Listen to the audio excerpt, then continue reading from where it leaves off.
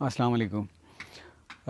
آج صبح میں نے ایک کارل مارکس کی کوٹیشن فیس بک پہ اپلوڈ کی، تو وہاں پہ فوراً ہی ہمارے ایک جماعت اسلامی کے دوست ہیں، وہ آ ٹپکے اور انہوں نے کہا کہ آپ نبی صلی اللہ علیہ وآلہ وسلم کے اسوہ حسنہ کی بات کیوں نہیں کرتے۔ وہ فوراً جب بھی کوئی اس طرح کی چیز وہاں پہ رکھی جائے، کوئی بیان کی جائے، تو اس پہ آ کے مذہب کو مد مقابل کے طور پہ کھڑا کرتے ہیں اور پریٹینڈ ایسے کرتے ہیں کہ جیسے ہم جو ہے، یا جو مارکسزم کا پرچار کرنا جو ہے وہ شاید مذہب کے خلاف کوئی چیز ہے۔ حقیقت یہ ہے کہ ایک تو نبی صلی اللہ علیہ وآلہ وسلم کی حدیث مبارکہ ہے کہ خذ ما صفا ودع ما قدر، کہ جو بھی کوئی آپ کو اچھائی جہاں کہیں سے بھی ملے وہ آپ لے لیں اور برائی جو ہے وہ اس کو چھوڑ دیں۔ ایک اور حدیث مبارکہ ہے، نبی صلی اللہ علیہ وآلہ وسلم نے ارشاد فرمایا کہ جو حکمت ہے وہ مومن کی گم شدہ میراث ہے، اور وہ اس کو جہاں کہیں سے بھی یعنی کہ ملے وہ اس کو لے لے۔ اور اللہ رب العزت فرماتے ہیں قرآن میں کہ کل یوم ہوا فی شان، کہ ہم ہر روز ایک نئی شان سے جلوہ گر ہوتے ہیں۔ یعنی کہ ان ساری چیزوں کا مطلب یہ ہے کہ جو کائنات ہے وہ مسلسل ارتقاء پذیر ہے، اس میں ارتقاء کا جو عمل ہے، جو ترقی کا عمل ہے، جو حرکت کا عمل ہے، وہ مسلسل جاری ہے، اور جو سکون ہے وہ کائنات کی عارضی پوزیشن ہے، حرکت جو ہے وہ مستقل پوزیشن ہے۔ اب اس حرکت کے ساتھ روزانہ نئی چیزیں جو ہے وہ وجود میں آتی ہیں، اور پرانی چیزیں جو ہیں وہ ختم ہوتی ہیں، اور نئی چیزوں کے نئی دریافتیں، نئی ایجادات اور ان کے ساتھ نئے تقاضے جو ہیں وہ پیدا ہوتے ہیں۔ مثال کے طور پہ نبی صلی اللہ علیہ وآلہ وسلم کے دور میں مشین نہیں تھی، اور جو پیداواری رشتے تھے لوگوں کے درمیان، وہ تجارت تھی تو اس کی بنیاد پہ وہ مختلف تھے۔ اب جب مشین ایجاد ہوئی، صنعت نے ترقی کی، تو ظاہر ہے کہ وہ ایک نئی قسم کے پیداواری رشتے قائم ہوئے۔ اب ان نئے قسم کے پیداواری رشتوں کی بنیاد پہ نئے تقاضے پیدا ہوئے۔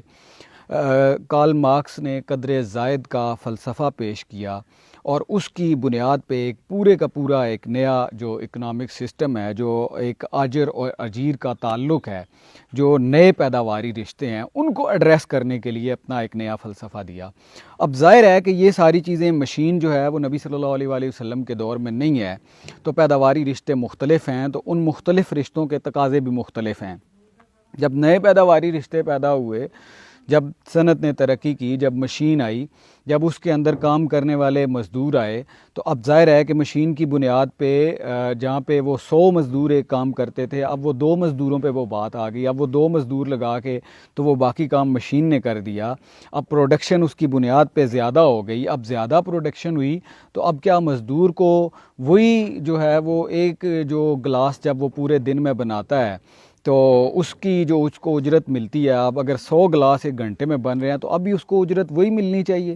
تو اب اتنی زیادہ پروڈکشن ہے اور 100 گلاس اتنی جلدی سے بن رہا ہے، تو مزدور کی مزدوری جو ہے وہ اس کو وہی ملے۔ تو اب اس سے جو قدر زائد پیدا ہوئی، جو ایک زائد نئی چیزیں پیدا ہوئیں، جو زیادہ پیدا ہوئی، تو اس کے مقابلے میں قدر زائد ہے، اس پہ بھی مزدور کا کوئی حق ہے یا نہیں ہے۔ تو یہ فلسفہ کارل مارکس نے پیش کیا۔ اب اس پہ الگ کسی دن ہم بات کریں گے کہ یہ پورے کا پورا فلسفہ کیا ہے۔ تو اب اس نے ایک نئی چیز بہرحال پیدا کی جو نئے دور کے تقاضوں کے مطابق تھی۔ تو اب ہم اس کو جب آپ کے سامنے پیش کریں تو کیا یہ مذہب مخالف چیز ہے؟ تو ساتھیو، یہ ہمیشہ سے کوئی اسلام کے نادان دوست ہیں، جو مذہب کے نادان دوست ہیں، یا جنہوں نے اپنی دکانداری چمکانی ہے، جنہوں نے کیپٹلزم کا، سرمایہ داریت کا تحفظ کرنا ہے، تو وہ اس طرح کی چیزیں لے آتے ہیں کہ یہ کوئی مذہب مخالف چیز ہو گئی۔ یہ قطعاً مذہب مخالف چیز نہیں ہے۔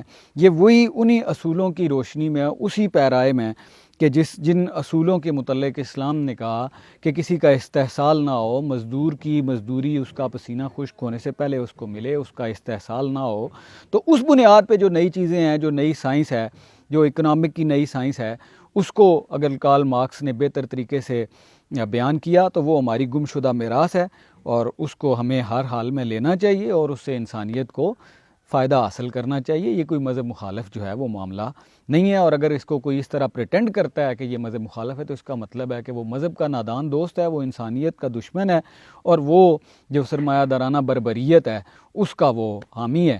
تو ایسے لوگ ہمیں بہرحال قابل قبول نہیں ہے۔ آپ تمام ساتھیوں کا شکریہ۔